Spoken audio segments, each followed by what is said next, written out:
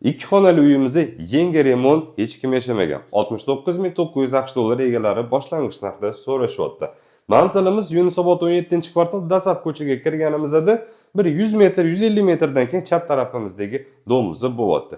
Maydoni 50 kvadrat, 3-qavatda joylashgan 5 qavatli binomizda. Qarang, asosiy podyezddan kirish eshigimiz bizda uzungina prixojka. Prixojni mebelimiz yasatib devorga stroyni qilinibdi. Keling, o'ng tarafdan boshlaydigan bo'lsak, bizda birinchi spalni xonamiz bo'ladi. Bu yerda ham mebel stroyni yasatilgan, o'z uchun bitta kravat qo'yib qo'ysangiz bo'ldi deydi.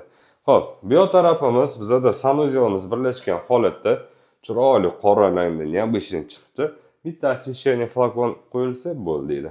Keling, o'ng tarafimiz bizda oshxonamiz, stroyni kuxni garnitura mavjud.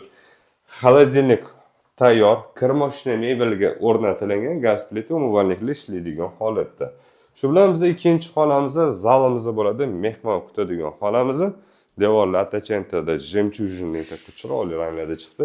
Konditsioner mavjud, gilamlar qavatda va bu tarafimizda esa bizda balkonimiz bo'ladi. Balkonimiz 2 ga 3.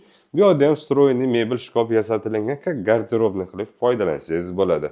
69.900 kelishiladi, telefon raqami bizningda aloqaga chiqasiz.